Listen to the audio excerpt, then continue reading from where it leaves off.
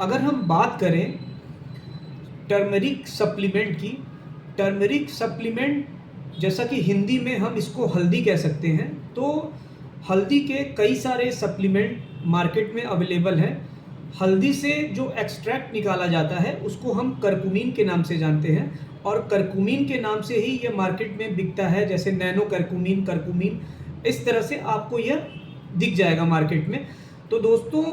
जैसा कि हम लोग बचपन से ये सुनते आए हैं कि हल्दी के बहुत सारे फ़ायदे होते हैं। जी हाँ, हल्दी के वाक़ई बहुत सारे फ़ायदे होते हैं। जब भी हमें दर्द होता है तो हमारे घर में भी कहते हैं कि दूध में डालकर पी लो या हल्दी उस पे लगा लो तो काफ़ी दर्द ठीक हो जाता है, क्योंकि हल्दी as a antioxidant, as a anti inflammatory काम करती है हमारे शरीर में, तो ये दर्द में भी काफ़ी ज़्यादा सहायता देती है। क्या लेकिन बात ये उठती है कि क्या सभी लोगों को ये हल्दी का सप्लीमेंट जो करकुमिन, नैनो करकुमिन के नाम से आता है मार्केट में, क्या सभी लोगों को यूज़ करना चाहिए? तो इसका आंसर है बिल्कुल भी नहीं, क्योंकि आपको अपने कंडीशन का, अपने हेल्थ कंडीशन का ज़रूर से पता होना चाहिए। उसके हिसाब से ही आपको इस करकुमिन का सेवन करना चाहिए। अगर आपकी कंडीशन ऐसी नहीं है कि आप करकुमिन को यूज़ कर पाएँ, तो आपको बिल्कुल से इस हल्दी के सप्लीमेंट को अवॉइड करना चाहिए। मैं कंडीशन की अगर आपको बात बताऊं तो सबसे पहले उन लोगों को इस करकुमिन का यूज़ नहीं करना चाहिए जिनका लीवर और बाइल डक्ट सही तरीके से काम नहीं कर रहा है, जिनका लीवर सुचारू रूप से नहीं काम कर रहा है, साथ साथ पित्त की नली, बाइल डक्ट में किसी तरह का ऑब्स्ट्रक्शन है या किसी तरह की रुकावट है, तो उनको करकुमिन का सेवन नहीं करना चाहिए। दूसरा,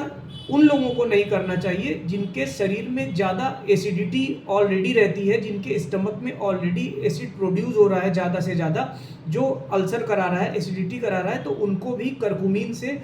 ये टर्मरिक सप्लीमेंट से दूर रहना चाहिए, क्योंकि यह देखा जाता है कि यह करकुमिन और भी ज़्यादा हमारे शरीर में, हमारे स्टमक में एसिड को बढ़ाता है और भी ज़्यादा इन समस्याओं को बढ़ा देता है, अल्सर को और भी ज़्यादा कॉम्प्लिकेट कर देता है। तीसरे पेशेंट जो सबसे ज़रूरी ग्रुप के पेशेंट होते हैं, जो लोग ब्लड थिनर का यूज़ कर रहे हैं। ब्लड थिनर को मतलब खून को पतला करने की दवा जो भी लोग खा रहे हैं, जैसा वारफेरिन, क्लोपिडोग्रेल, एस्पिरिन वगैरह जो भी लोग खा रहे हैं, तो उन्हें विशेष तौर पे ध्यान देना चाहिए अगर वो करकुमिन का सेवन कर रहे हैं, क्योंकि करकुमिन करता ये है कि हमारे ब्लड को और भी ज़्यादा पतला करता है। साथ साथ ये जो ब्लड थिनर है, इनके एक्शन को और भी ज़्यादा पोटेंशिएट करता है। खून बहुत ज़्यादा पतला हो जाने की वजह से डेंजरस लेवल तक देखा जाता है कि ब्लीडिंग के चांसेस काफ़ी ज़्यादा बढ़ जाते हैं। तो ऐसे पेशेंट हमेशा ध्यान रखें करकुमिन को यूज़ करने का, और जब भी यूज़ करना चाहें तो अपने डॉक्टर से बिना कंसल्ट किए यूज़ न करें।